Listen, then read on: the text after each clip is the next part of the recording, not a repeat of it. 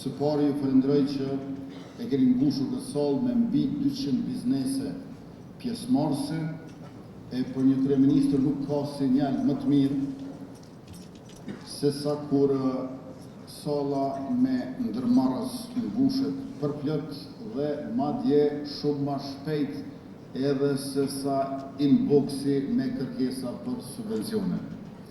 Kjo do të thotë se kemi lëvizur sigurt nga dukuria e kërkesës tek kultura e mundësive. E sot jemi në fund të një viti kur Kosova është konfirmuar si një prej historive më të mira të suksesit në rajon. Një vend më i sigurt, më demokratik dhe financiarisht më i qëndrueshëm. Indikatorët ndërkombëtar tregojnë më pak krim të organizuar, shumë më pak korrupsion, më shumë sundim të ligjit dhe një demokraci e cila forcohet nga viti në vit. Borxhi ynë publik është më i ulët në Evropë, rreth 16% të brutoproduktit vendor, që ka mundësuar që qeveria e Kosovës të ketë politika sovraniste. Pastaj rritja ekonomike mbi 4%, vlerësimi kreditor sovran i konfirmuar 2B- nga Fitch Ratings, sektori bankar përgjithsisht i kapitalizuar mirë. Këto nuk janë vetëm numra për raporte, por garanci për juve investitore sipërmarrës se Kosova është një adresë serioze për investime afatgjatë. Ky stabilitet dhe kjo demokraci nuk janë luks politik, janë themeli mbi të cilin ndërtohet zhvillimi ekonomik. Kur qytetarët ndihen sigurt natën, kur gjykatat janë më të pavarura, kur administrata është më profesionale, atëherë edhe një investitor nga Zvicra, Gjermania apo diaspora jonë e sheh Kosovën jo më si rrezik, por si një shans. Dhe ajo që është e rëndësishme ta theksoj, ky progres është për të gjithë qytetarët, shqiptarët dhe komunitetet e tjera me të drejta të garantuara, buxhete të dedikuara dhe pjesëmarrje politike që të kalon çdo standard rajonal. Në këtë kontekst, roli i sektorit privat është kyç. Në këto 5 vite, ekonomia e vendit tonë është rritur mesatarisht rreth 6%. Brutoprodukti vendor ka kaluar për herë të parë pragun prej 10 miliard eurosh, si vjet është 11 miliard euro, e vitin e ardhshëm bëhet 12 miliard euro. Të hyrat buxhetore kanë tejkaluar për herë të parë 3 miliard euro, e si vjet do të jenë 3.3 miliard euro. Papunësia është edhe më shumë se përgjysmuar, mbi 85.000 vende të reja të punës janë të regjistruara, eksportet janë dyfishuar, kurse investimet e huaja direkte janë rritur mbi 2 fish krahasuar me qeveritë e kaluara.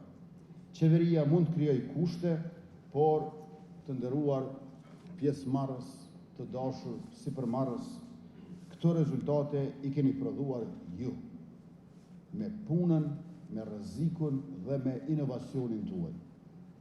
Ne jemi munduar që të mos ju pengojmë e jo rrallë edhe t'ju ndihmojmë. Por ky sukses ju takon para së gjithash dhe mbi të gjitha juve. Ju e bartni varrën e punësimit dhe jeni faktori kryesor i zhvillimit.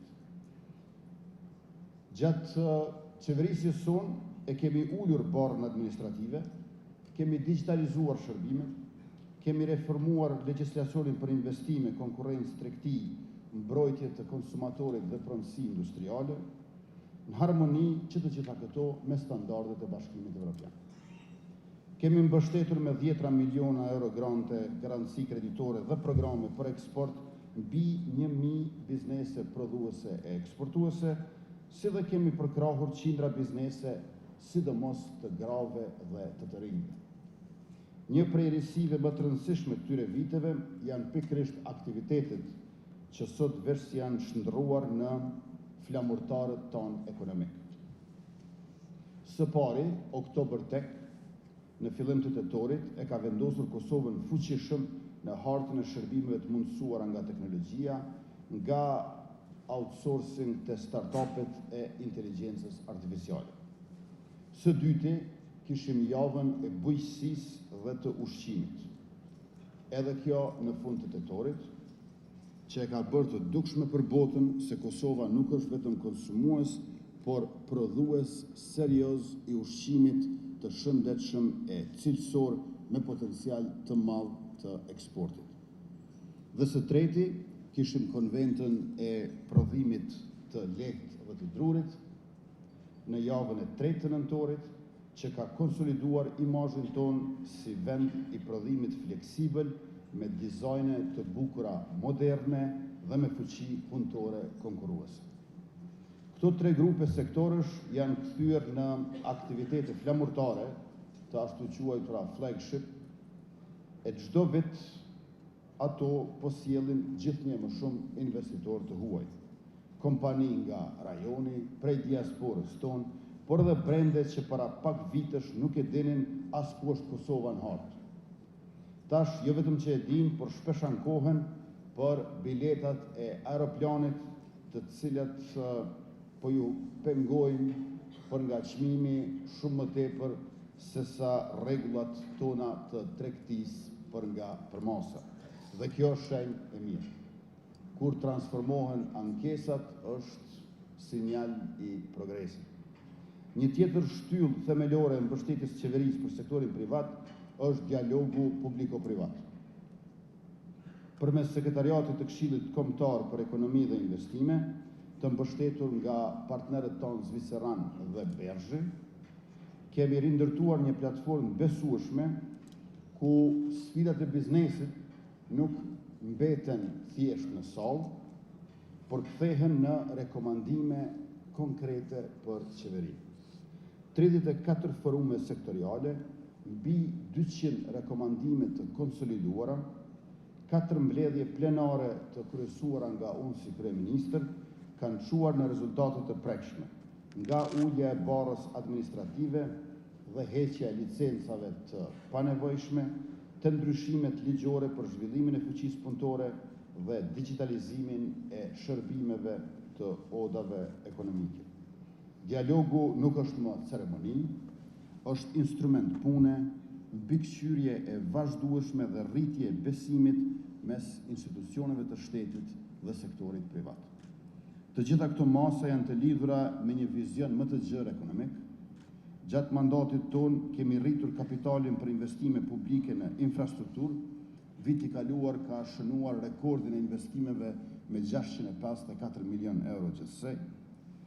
Pastaj investimet për energji dhe ujësjellës, kemi përforcuar performancën e ndërmarrjeve publike, të cilat nga 59 milion euro humbje kumulative kanë kaluar në mbi 195 milion euro fitim të gjithëmbarshëm.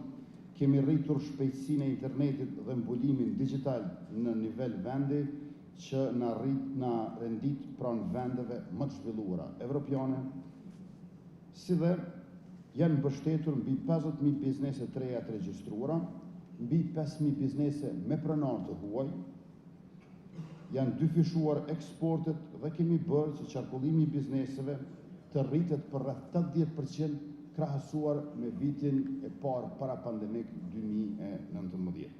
Nëse dikur thoshim Kosova ka potencial, tani mund të themi me bindje e me krenari se Kosova ka rezultate. Ju faleminderit të gjithëve për këtë.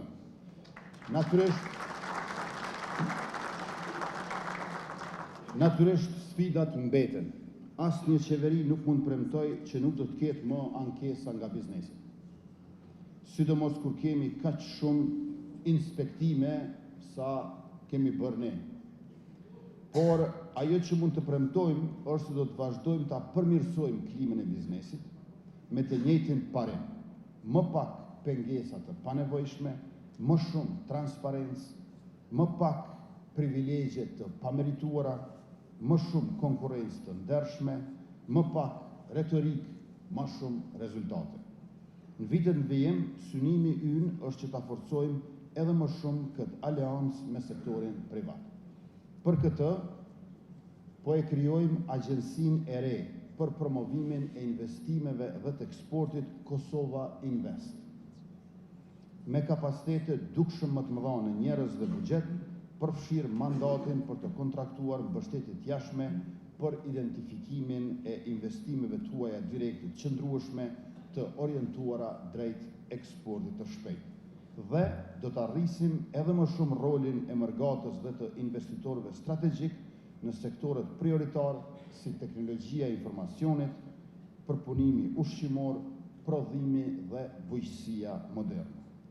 Zonja dhe zotëri, Kosova sot është më e sigurt, më demokratike dhe ekonomikisht më e fortë se 5 vjet më parë. Por kapitulli i radhës nuk do të shkruhet në sallat e qeverisë, por në zyrat, fabrikat, punishtet, fushat, kompani dhe startupet tuaja. Ne do të vazhdojmë të krijojmë kornizën, ju do të vazhdoni të krijoni vlerën. Ne do të vijojmë gjithnjë kësaj me punë e ndershmëri, me krejt çfarë dim e mundemi, ashtu që raportet e ardhshme ndërkombëtare nuk do të pyesin më pse Kosova, por si ja bëri Kosova që ja doli kaq shpejt e kaq mirë. Unë ju falenderoj të gjithë juve, secilin për bashkëpunimin e rregullt që kemi pasur, për kritikat konstruktive ndaj nesh dhe mbi të gjitha për guximin për të investuar dhe për të punësuar në Kosovën tonë dashur. Ju uroj një fund vit të mbar, shumë shëndet dhe më pak burokraci në vitin që vjen, e për këtë jemi duke punuar veçanërisht shumë. Faleminderit. Industria prodhuese, po filloj me industrinë prodhuese sepse përben një shtyllë kyçe të zhvillimit ekonomik të Kosovës, është thelbësore për rritjen e qëndrueshme, për krijimin e vendeve të punës dhe për forcimin e kapaciteteve eksportuese të vendit tonë. Prandaj zbatimi i masave të strategjisë për zhvillim industrial dhe mbështetje të biznesit 2030, me ndërhyrje rregullatore, stimuj të qeverisë, ndërhyrjet informative dhe ato që përfshin pronësinë publike kanë dhënë një kontribut të rëndësishëm në zhvillimin e industrisë në Kosovë. Në vitin 2024, ekonomia e Kosovës regjistroi një rritje reale prej 4.4%, ku industria përpunuese luajti një rol të rëndësishëm në këtë rezultat pozitiv. Kontributi kryesor i vlerës së shtuar të prodhimit në bruto produktin vendor arriti në 13.1%, një nivel mbi mesataren e vendeve të Ballkanit Perëndimor. Ky tregues tregon se industria e Kosovës po konsolidohet gradualisht si një sektor kyç për zhvillimin ekonomik dhe si bazë e rëndësishme për industrializimin e vendit. E vetëm gjatë këtij viti, studimet dhe analizat që i kryen nga Ministria e Industrisë, Ndërmarrësisë, Tregtisë, siç janë identifikimi i nevojave për fuqi punëtore të kualifikuar në industri, studimi i resurseve natyrore, analiza për industrinë qarkore dhe simbiozat, si dhe skemat mbështetëse për industrinë dhe harmonizimi i legjislacionit me direktivat evropiane në fushën e lëvizjes së lirë të mallrave, në fushën e investimeve të qëndrueshme dhe të përgjithshme, ofrojnë një bazë për zhvillim të mëtejshëm të industrisë. Këto politika mundsojnë ndërhyrje efektive nga qeveria e Kosovës, nga investitorët e huaj, investitorët nga diaspora, por investitorët vendor që janë një shtyllë e zhvillimit të qëndrueshëm të vendit tonë.